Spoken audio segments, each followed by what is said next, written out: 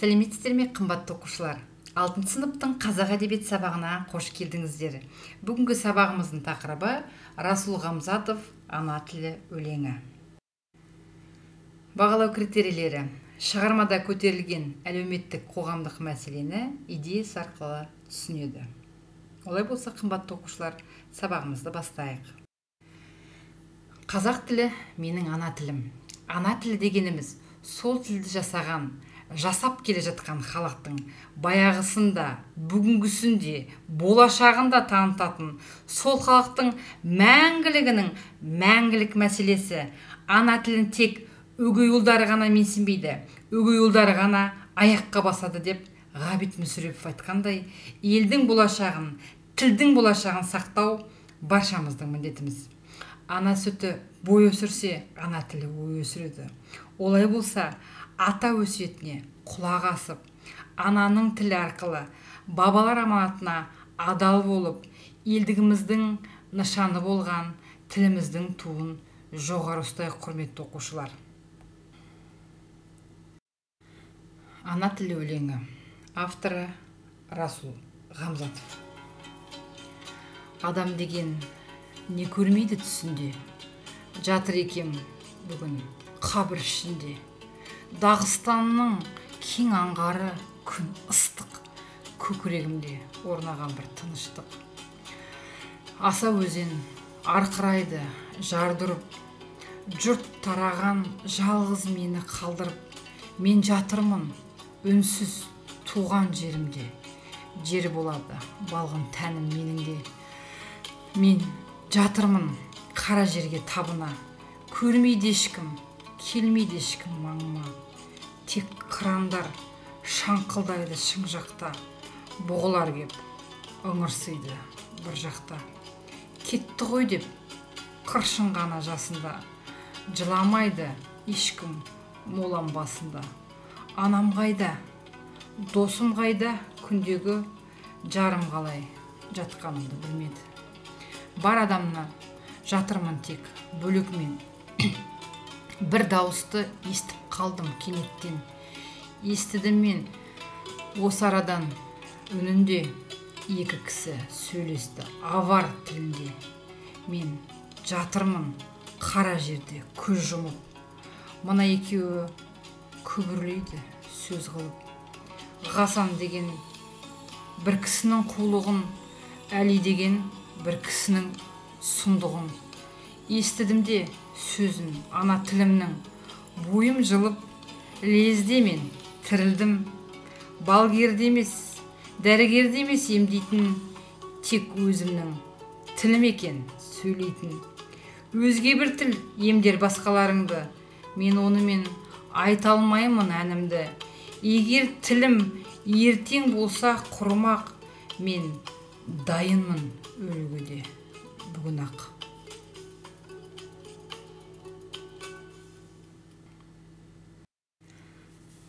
Расул Ғамзатов. Дағыстанның халық ақыны. Расул Ғамзатов отты да шуақты жырларымен көзі тірісінде аңыз адам ретінде бағаланған ғажайып тұлғалардың бірі. Авар ұлтын әлемге танытып, өзінің сөзімен айтар болсақ, ат төбелінде халқымның тілін жұтаң дейтіндер айта берсін. Мен өз ана тіліммен бірге өмір сүруге тиіспін. Жан дүниемнің күллі құдіретін ғаламға жеткізу үшін маған басқа тіл қажет емес деген. Егер тілім ертең болса құрымақ, мен дайынмын өлуге де бүгін ақ деген үлкенге де кішіге де қарата айтылған жан шымырлатар өсиет сөзі афоризмге, нақылға айналып кеткені соншалық әлі күнге дейін саналарында жаңғырып тұр. Расул Ғамзатов, құрметті оқушылар, авар тілі деген Дағыстан Республикасы, ал Дағыстан Республикасы деген бұл Ресей Федерациясының құрамындағы республика. Олай болса, қымбатты оқушылар, бірінші тапсырмамызға көшейік. Сұрақ жауап әдісі. Онда бірінші сұрақ: өлең тақырыбының маңызы 1 балл, шығарманың идеясы 1 балл, бүгінгі қоғамда өлеңнің алар орны қандай? Бұл жерде ана тіл өлеңі 1 балл. Расул Ғамзатовтың шығармашылығында осы өлең қаншалықты маңызды болды? 1 балл. Дескрипторы тапсырманың сұрақтарға жауап береді. 4 балл. Олай болса, құрметті оқушы, іске сәт.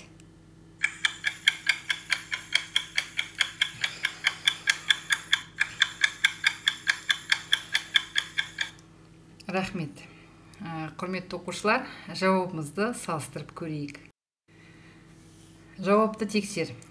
Расул Ғамзатовтың ана тіл өлеңін оқығанда адам өз бойынан өше бастаған көп оттарына қайта жылынғандай болады.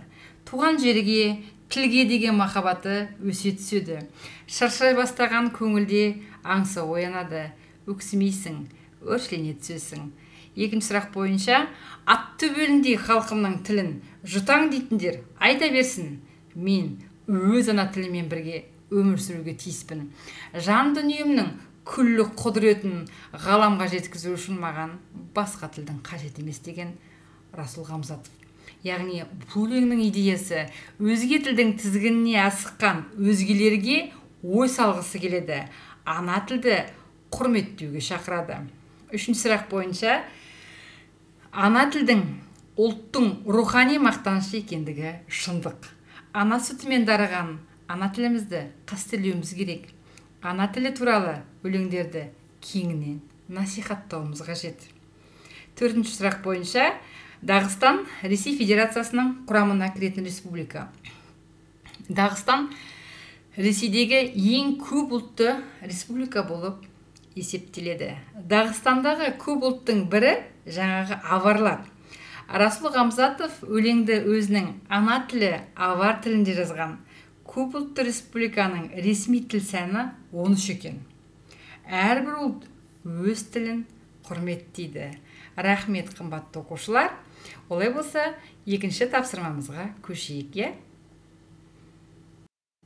Келесі екінші тапсырмамыз бұл фишбон әдісі, балық қаңқасы. Білетін шығарсыздар, қымбатты оқушылар.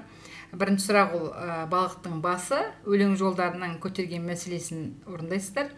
Екінші үстіңгі сүйектері, өлең жолдарының негізгі түсініктері, астыңғы сүйектері ол себептері, және балықтың құйрығы мәселенің шешімі.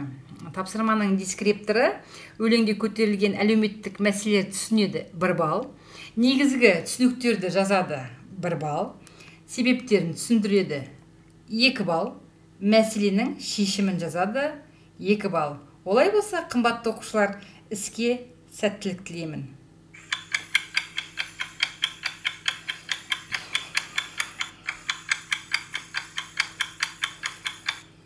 Рахмет. Қымбатты оқушы, жауабымызды салыстырып көрейік. Жауапты тексер. Расул Ғамзатов поэзияны өмірдің мәні деп түсінеді. Ана тілі, туған жер, туған халық поэзиясы өмір сүре алмайтынына айтады. Демек, түсіндегі қабір мен өлең символикалық сипатқа ие. Өлең соңында түсіндегі өлімді емес, болашақта ана тілінен айырылу қаупі жоғары екендігін түсіндіргісі келеді. Авар халқының мәңгі өмір сүруге мүмкіндігі бар екендігі өлеңдегі халық жадында мәңгілікке сақталған екі ақын Махмұт пен Садалық Ғамзат рух береді. Екінші сұрақ бойынша, Дағыстан бұл мағынасы таулар мекен дегенді білдіреді. Сада деген от дегенді білдіреді, ол елді мекен. Жаңағы Дағыстандағы Ғамзат ол Расул Ғамзатовтың әкесі. Махмұт 19 ғасырда өмір сүрген авар лиригі. Ғасан ол мақтаншақ. Әли кейіпкер. Расул жаңағы авар тілін аударғанда өкіл, хабаршы деген мағынаны білдіреді екен. Үшінші сұрақ бойынша, ақын шығармаларының негізгі арқауы ол халыққа қызмет ету, ұлттық құндылықтарға деген сүйіспеншілік пен жауапкершілік. Өлеңдегі лирикалық кейіпкер өз өлімін түсінде көргеннен басталады. Ана тілін естіген кезде бойы жылып, бірден тірілгендігін айтады. Төртінші сұрақ бойынша, егер менің тілім ертең өлсе мен бүгін өлуге дайынмын деген ерекше үні ешқашан өшпейді. Бүкіл жұртқа, барша адамзатқа ортақ игілікті, өшпесте рухты қашап қалдырған бұл ақынды қай ел болсын өзіне жақын тұтатындығы сондықтан. Рахмет, құрметті оқушылар. Қымбатты оқушылар, бүгінгі сабаққа белсенді қатысқандарыңызға алғысымды білдіремін. Рефлексия. Рефлексия бойынша өлең саған қандай ой салды, және осы өлеңді оқи отырып қандай ой түйдің? Жауаптарыңызды жекеме жіберіңіздер. Сіздерге сабаққа қатысқандарыңызға алғысымды білдіремін. Егер сабақ ұнап жатса, сіздерден лайк күтемін. Сау болыңыздар, аман болыңыздар. Келесі кездескенше күн жақсы болсын. Сау болыңыздар.